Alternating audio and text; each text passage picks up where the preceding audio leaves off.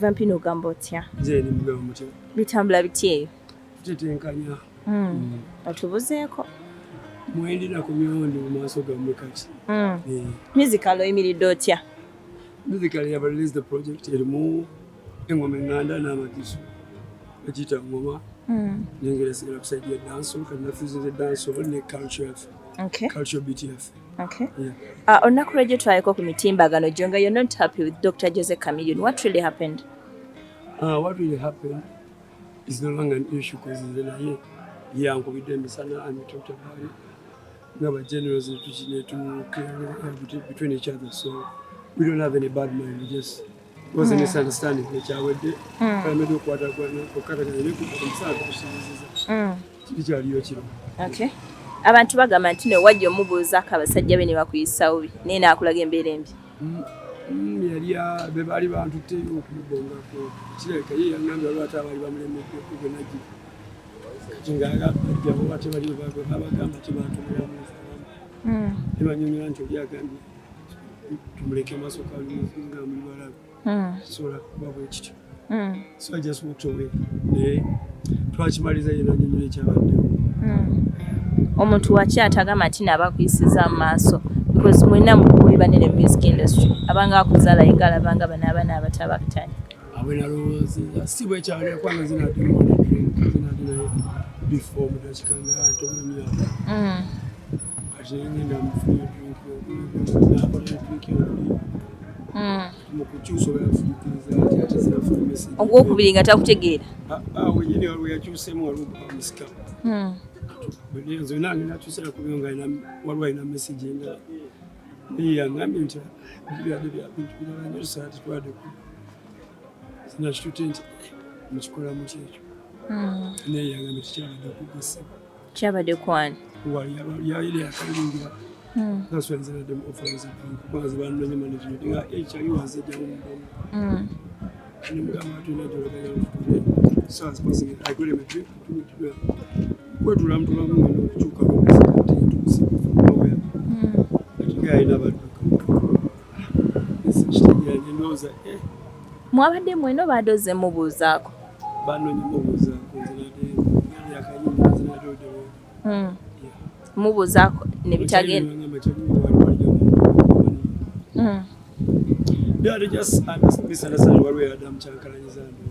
naye ate gwe muyimbi munne yandikuyisiza bulungi era ye teyategedde mbu kyabaddewo kyova yankubidde essimu nangamba oleka wakyute oba yakwetondedde yankubidde nangamba soliwo wakirabye naye tekyabaddewo ne muganzi benalowooza nagambedde yankubidde erekebye netwogera so wakyali nnyo kijabo kyamaani era tukufuna badmain wamusonyiye twakita zikyakinyizizaawo nze ndikyaliwo kinadde ndowooza zindikyaliwo tewakiyini sikitasema kati nakinyonyola nagamba kite sina kinabaddeko awo nadde mbala kirala kireka bakuwadde information bwetutuaddankolera amuja bimala naye siraba kyabaddewo ndikyaliwo mujja kwogera ekintu kinene nga ekibeddewo nga Bobi Wine yakavayo n'agamba nti no yasinga oyimba financially education wise yasinga mu business kintu ekyo kyogerako ki atutunda nnyanja sigala nkibagamba fera tutunda nnyanja olwa financially entali yayinza okutubaale tusigala fena tutunda kintu kyemu nnyanja kitegeeza kubanga siddangakawo nagamba ate gundi yasinga nze mulinze mba nsinga mutima gwe. So that means gotunya that top 3 ye agambe tuna abayimbi abasatu tebamusinga education wise, musically, financially, in everything. There was a lot of musicians by that time for not wine the charity top 3 by Itapo whereby we have all the history of how people go through but in that same history Banji Jimmy Gamba top 3 beba kubirangira ekikidanda chatali kukwira market from the way back ejje twatandikira Federal R&B and dancehall back on the market with Ben on Sazero. Nobody talks about it. We changed system on the bobos are recommending a Gamba Bakyuse music into so called music called Ghana and Zoom, but you send a beat whatever say Gazi was it and so I mean for we just see ourselves as ambassadors and abayambi music in Africa. Nemu chigumeza nnyo ku top 3 bwe mugamba top 3 where is Juliana ubontegera where is Irene Namubiru ngeleka tubadde wachi mu kifudu kya bajjamabo mwagala equality women be quite of power. Where are these should we think change because by now misunderstandings? No, the beef has in benye chintu is there beef tubagamba beef sells music music and your more positive. So you're more positive. But number top 3, Chameleone and Yoxi and Lacha. Chameleone, you have a singer one. Yeah, but musically, basically, musically, I know competing. Because here, I'm a witness to him advertising this country to more than how many countries in Africa.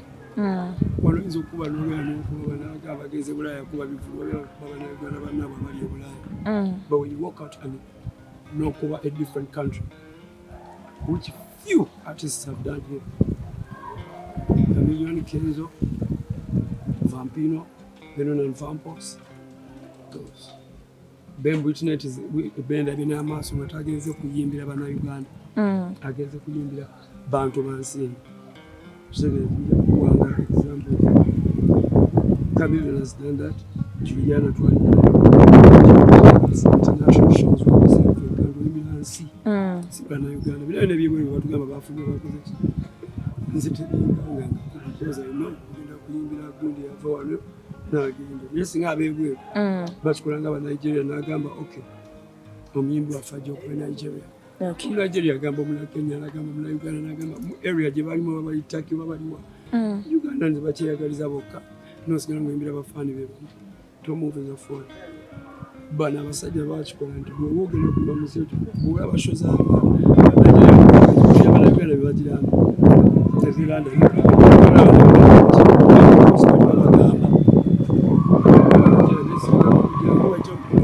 Nigeria kigamba taliwe okufa kyabera wabonyo ekitaliwe ogende bwe fairly populated. So basically Chameleone is a singer. Yeah. International Congo, Burundi, we've been there with shows with Burundi, Rwanda, I mean Burundi and Mwanza, Twali in Tanzania. That was way back. Okay. And we are doing countries. Okay. The two years have been doing Rwanda. The other countries they took over in favoring as Uganda and Sudan. Okay. And that's what most artists have done.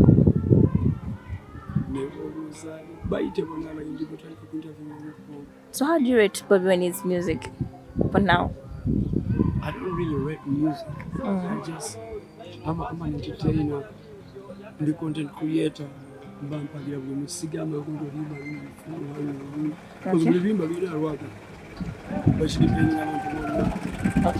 Okay, him going to the okudda byobufuzi kiina kye kyabayamba ng'abayimbi oba kyalina kyabasabusa mmwe ng'abayimbi gyogera mu byobufuzi ebyo. Did it affect the industry all? Then it has affected the girl.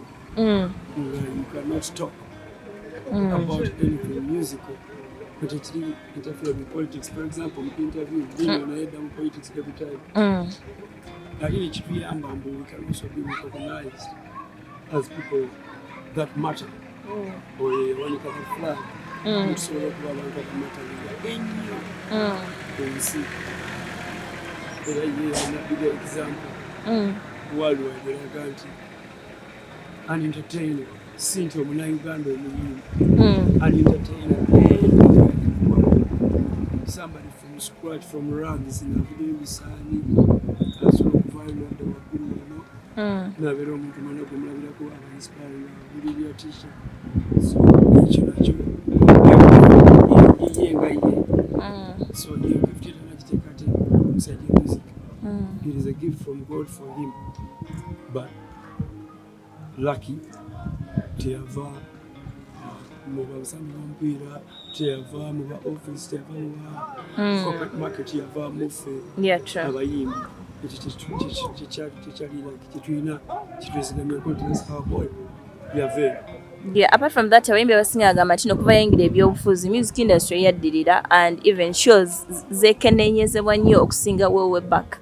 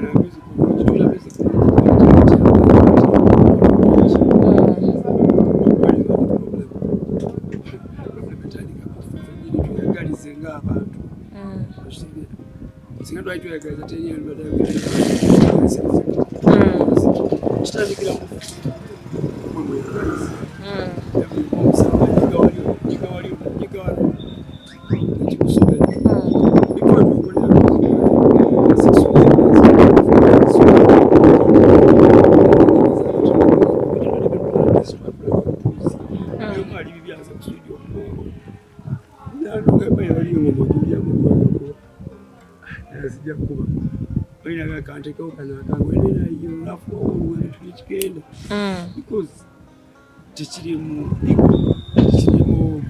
kunyigiza okwagala okuti nakyemalira nga byemuyagaliza ye nga vibe tunyumira mumava classics zino netudde olaba muyimbi mu studio wakabi nebakola oluyimba nga gasi but you know what bakyato kibaawo kunayingire n'ebitiibwa bye byonna tayagala omuzaala we nnyo alaba yakusinga noli yayingidde n'ebitiibwa tayagala omuzaala we alaba yakusinga niwewunya lwaki temukwatagana osigala everybody stop mba nyingira studio obagwanyi ebitiibwa byeyambulire wano kubiki tuyingire ekifomere okukoza oluyimba nga bacontent creator sigenda na bitiibwa nje eri mu studio producer ali mu kusinza nkusinza abasinza temuvaamu namuntu oluyimba okay bubaka kibo abayimbi abali ewabweru abaweddemu essuubi abalowooza nti Bobi Wine yata music industry abalwanagana n'abazembya numbers they are back to the base